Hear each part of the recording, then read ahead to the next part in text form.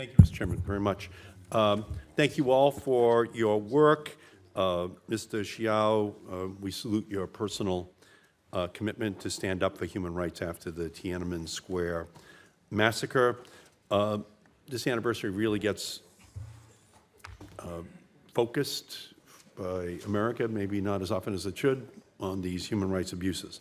Ms. Richardson, we appreciate the reporting by Human Rights Watch on China's high-tech surveillance efforts against the Uyghur and other communities. Last month, the New York Times described how Beijing is exporting its mass surveillance model to other governments. And a Rohingya human rights activist told the East Asia Subcommittee in April that it was worried that China could export this surveillance technology to Burma to further repress the Rohingya.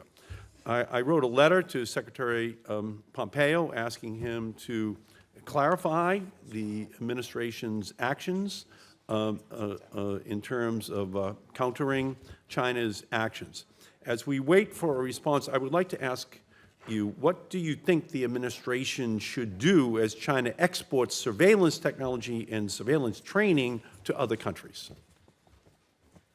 Thank you, Senator, for the question. I think at the absolute top of the to-do list is making sure that U.S. companies are not in any way engaged in or supporting any kind of censorship itself. It may be of interest to you that I think about 2 weeks ago it was reported that the city of Mandalay was actually contemplating partnering with a Chinese company to build a smart cities network in that particular area. And that's a term that's used to describe a very comprehensive surveillance tech architecture in particular areas. Often it's presented as being in service of public safety, but it allows for enormous surveillance. Mr. Xiao, what would you want the United States to be doing?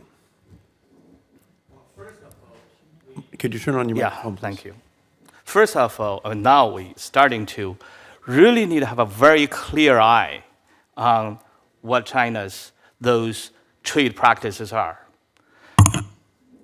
both domestically and internationally. It is a political project. When they expand, it's not just about free trade. Even they're under the disguise of a private companies. But the state has a what they call a strategic goal for national willingness or national will. And that strategic goal, grand strategic goal, will translate into subsidizing some of those strategically important private companies to go to the One Belt, One Road, to the other countries, developing certain technologies, build up certain trade relations, and taking advantage of the open society that the rule of law or the diversity of society and the free trade and all of that. I would like to ask, we're kind of time limited, and thank you for the insight. We very strongly received your message here. The New York Times suggested U.S. officials have been shelving sanctions against Chinese officials responsible for abuses against the Uyghurs. Out of concern, the punitive measures will undermine trade talks. If true, what message does our inaction send not only to the estimated 3 million detainees around the world, but also to the Chinese government and international community about the commitment that we have to protecting human rights in China? Senator Markey, I don't know how many more times we can say to the administration we're waiting to see global Magnitsky sanctions in response to the gross human rights violations taking place in Xinjiang.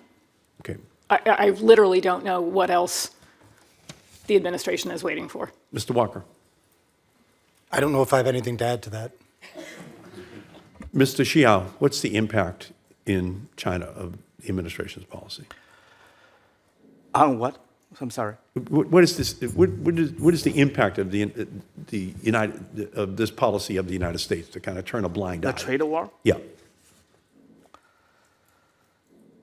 It's, of course, a huge issue, and the authorities are also using it to fan the nationalism, and with the repression and the censorship on the internet, on the Chinese media, you can only hear one side of voices.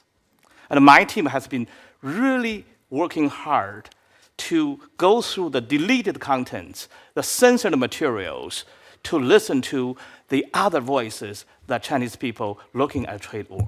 There are. there are liberal voices, there are more clear eyes, there are the ones who believe that letting the Chinese government to follow those rules, to let the foreign companies in, that to compete, maybe it's bad for the government, for their state enterprises, but it's good for people. It's good for consumers, as a matter of fact. Yep.